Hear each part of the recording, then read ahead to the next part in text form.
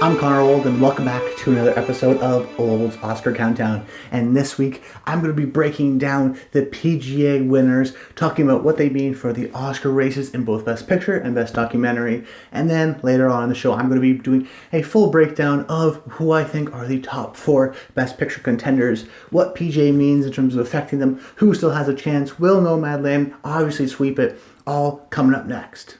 But what I do every single week is break down each Oscar category and predict what I think it's going to get nominated. But now, once the Oscar nominations have come out, I'm predicting what I think is going to win for the Oscars, giving my reactions on these industry awards, things like PGA, SAG, BAFTA, and whatnot, and trying to make sense of everything in such a turbulent year, what is going to win in some of these bigger categories. So last week I looked at the acting races and some potential upsets maybe, so check out that video if you want to see maybe some potential acting possibilities that you hadn't considered. Of course, as the race evolves, things change, opinions change. So if you want to check the description, you can jump around with the timestamps to hear my thoughts on different things. And as always, these videos come out Monday at 12 p.m. Eastern Time, so subscribe to the channel so you never miss a video. But without further ado, jumping into my PGA reactions, the number one thing is that Nomadland won for Best Picture. And this is really crucial, I think, for the Oscar race in terms of more generally Nomadland's chances, but in particular, Best Picture. If you don't know, the PGAs is the Producers Guild Awards, and they have a couple different awards, but the main one that's most important is their Darryl F. Zanuck Best Motion Picture Award. And the reason why this award show is more important than other award shows is because this group is made up of producers, and many of the people within this guild are also members of the Academy. So it's real members of the Academy voting on their favorite movie of the year.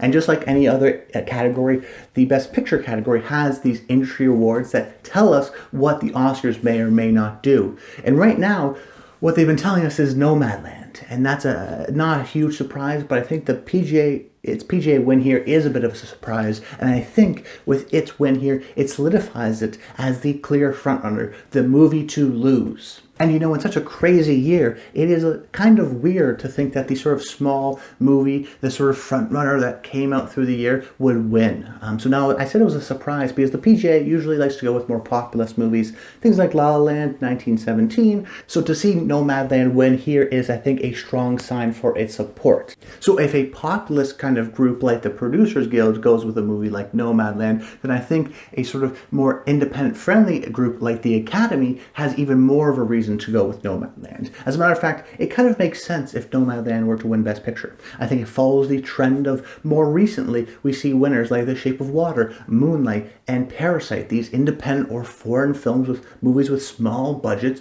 winning the big prize and gaining that sort of celebration from the Academy.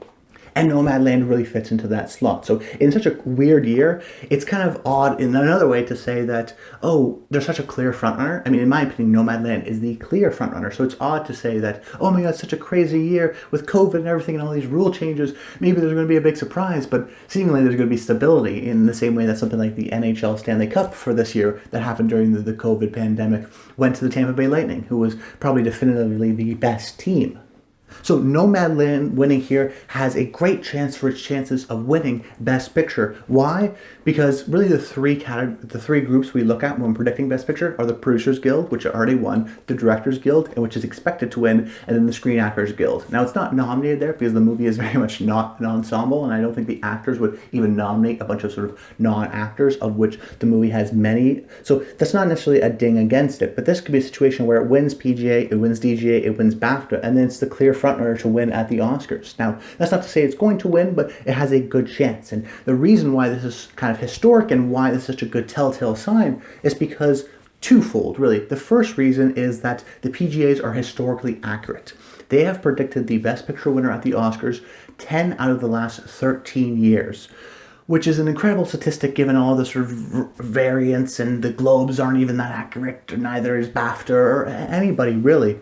But this is because, the reason why this exists is because ever since the Oscars switched over to their ranking their choices in terms of expanding the nominations to 10 instead of the previous 5. What they had to do is use this thing called a preferential ballot in which they rank the choices. So unlike the other categories, for example, Best Actress, if you like Carey Mulligan and Promising Young Woman, you would just check off her name. But in this category, in Best Picture, you rank your choices. So if Minari was your favorite movie of the year and your number 2 favorite movie of the year was Nomadland, well then Nomadland has a higher chance than if Nomadland was, say, very divisive and got a lot of number 10 votes, was ranked at the bottom of some people's. That would hurt the movie. So oftentimes we see in recent years things like Shape of Water and Spotlight, I think, benefited from the fact that it wasn't hated. It was sort of just the most well-liked movie. The least hated kind of a movie wins. So Nomadland won at the Producers Guild, which uses the same system as the Oscar does for Best Picture. So it's very telling of how Nomadland more generally is liked and appreciated.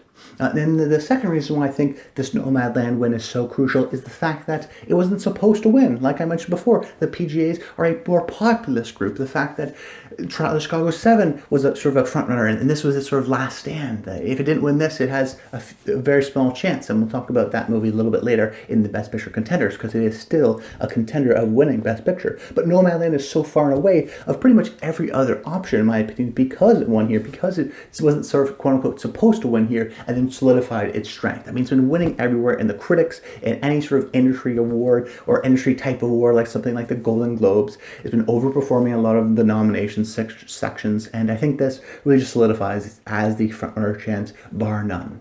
Then briefly I want to talk about My Octopus Teacher, which has sort of been the sneaky, obvious frontrunner in the same way Nomadland is, except for this category of Best Documentary Feature. For a lot of people, they didn't even have it in their top 5 on prediction sites like Gold Derby. I mean, I remember on that site I had 75-1 odds that I was going to get nominated. Yet, despite that fact, it seems to be the clear frontrunner, in my opinion, of winning Best Documentary. It's not Time, it's not Crip Camp, it's not movies like that. Because if you really look at, if you've been paying attention and you've been looking at the precursors, My Octopus Teacher has been winning everything. First of all, it was the most likely to get a nomination because it had pretty much everything. Going into nominations, it had a BAFTA nomination, it had a DGA recognition, it had, of course, the PGA nomination, it had both sound editing guilds, it had the Ace Eddie Award. I mean, it had a lot of industry support and a lot of technical support, particularly for a documentary. Where this year, sometimes Dick Johnson's Den would show up in DGA, but wouldn't show up in the International Documentary Association. My Octopus Teacher got all of the nominations and all the sort of necessary precursors, therefore got nominated. But that doesn't mean it's going to win. But it does help that it got nominated and has this sort of broader industry support. And then seeing it win here, I think, is very telling in terms of what could win for this category. So that broader industry support and this win here, I think, solidifies it as the frontrunner. It's also by Netflix. And if you look at the past few winners, Icarus, American Factory, these are all Netflix movies. I mean, Netflix constantly gets nominated, but also they've been very good in terms of winning. There's a lot of respect from Netflix, particularly the documentaries that they put out. And I think My Octopus Teacher fits the mold of an Icarus or an American Factory. The fact that it's like, wow, I can't believe you got this footage. Wow, this is an incredible story. I can't believe this is actually true. I mean, it has that sort of wow factor that those documentaries succeeded with. So I know a lot of people may be going, oh, what about Time? What about Crip Camp? Listen to me. Listen to the industry.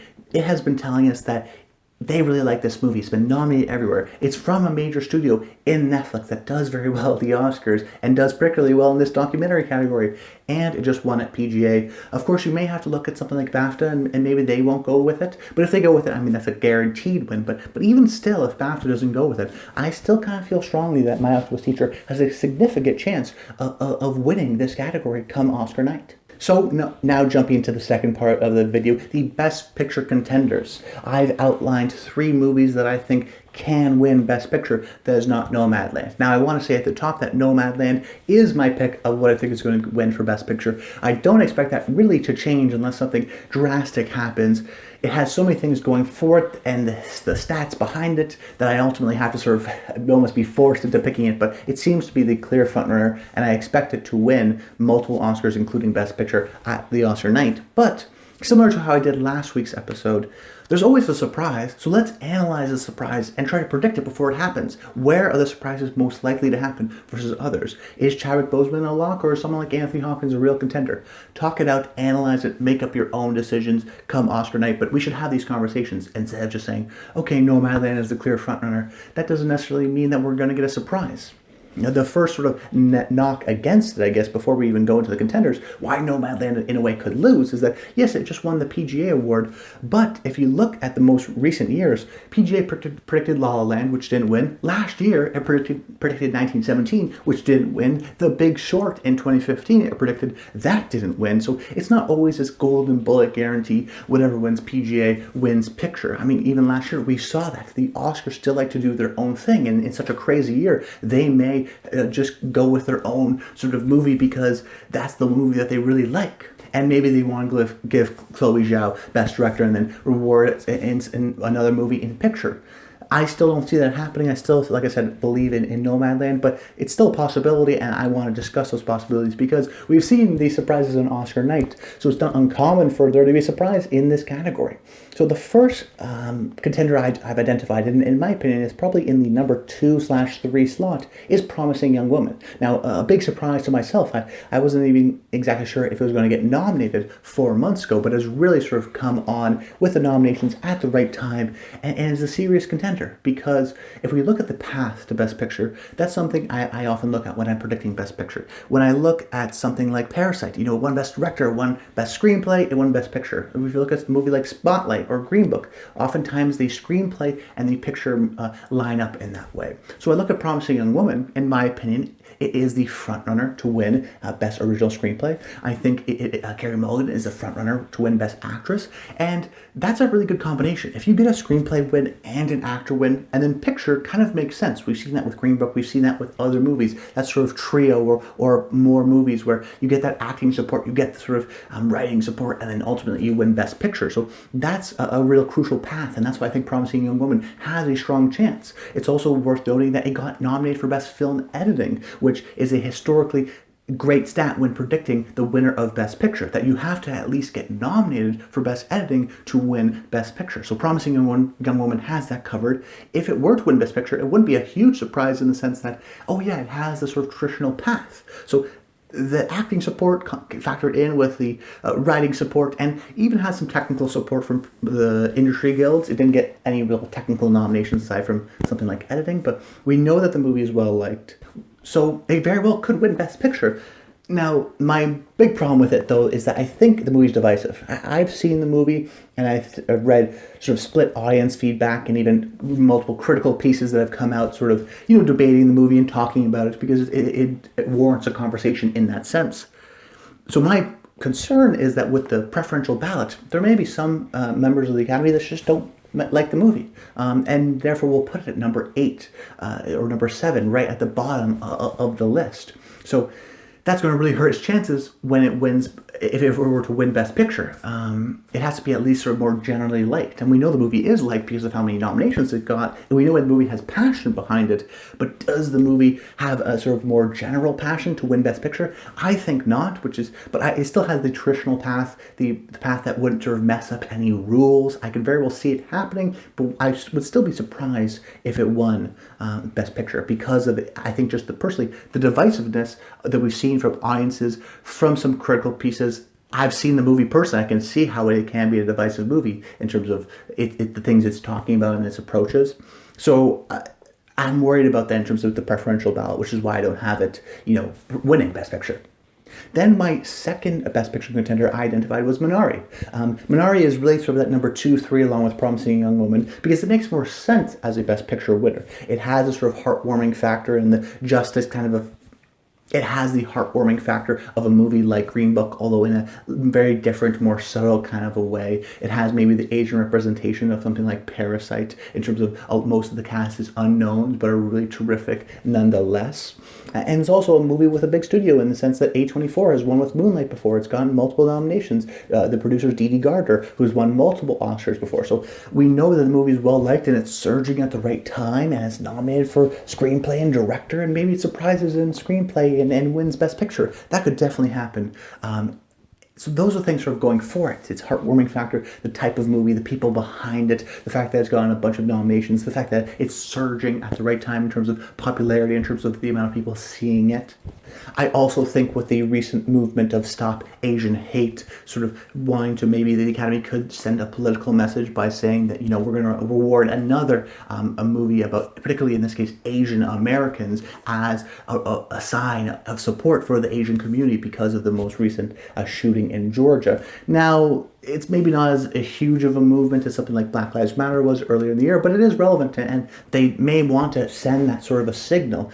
So that's another sort of intangible factor that you have to consider. But the big problem, I think, with Minari, and why I don't have it winning Best Picture, is the fact that it didn't get nominated for Best Editing. This editing category was not a super difficult one to get in. I think a movie like Mank or Trial of Chicago 7 or even something like Sound of Metal don't have necessarily flashy, really interesting editing. There's not a Whiplash or a Baby Driver where you go, oh, it has, or a Dunkirk, oh, it has to get nominated for Best Editing because the editing was so amazing. It's for the most part just 5 movies that were really well liked. The Father, Mank, Promising Young Woman, Nomadland, and Trial of Chicago 7. But what's notable is that Minari wasn't nominated there. And I've mentioned before that the Best Editing category is directly tied to the Best Picture category, that in the past 30 years, only 2 films have won Best Picture without getting nominated for Best Editing. One of them, Birdman, 2014, in which there is no editing, in which it's made to seem like there's a one-take movie. So that kind of makes sense in that way.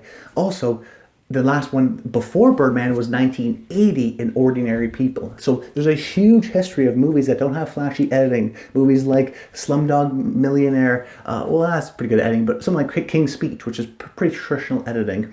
At least they get nominated for Best Editing. So Minari not getting nominated for Best Editing, I think, significantly hurts its chances to win Best Picture. That's really its main knock against it. I could very well see this winning SAG Ensemble, and then people are going, oh, maybe the most common one to sort of veer from the path if Nomadland is too boring is to go with Minari, but I think that'll be a false kind of hole, because I think that I just really believe in this editing stat, and rules are meant to be broken, but I think that is a real sort of sign of general support, and Minari, I think, lacks that more general support of the movie. Now, that could surge by the time, I mean, there's still a month until the Oscars, so that is worth noting, but that will be a huge stat if it were to overcome it. Plus, it didn't win PGA, it probably won't win DGA.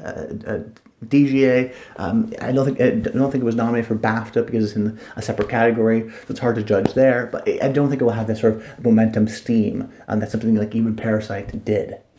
And then my final potential contender, I went with The Trial of Chicago 7. Now this is a fascinating example because it's a situation where this was maybe a Best Picture contender. This could have won Best Picture 2 weeks ago. Then you look what happens. It loses WGA. It doesn't get nominated for Aaron Sorkin for directing. It loses PGA. And now I'm looking at it and I'm going, is Trial of Chicago 7 going to get any wins? Not alone Best Picture, is it going to get any wins? I mean, in my opinion, it's tied with something like Sound of Metal for Best Editing. I think it's losing in original screenplay to a movie like Promising Young Woman. So it's like, where is it going to get its support?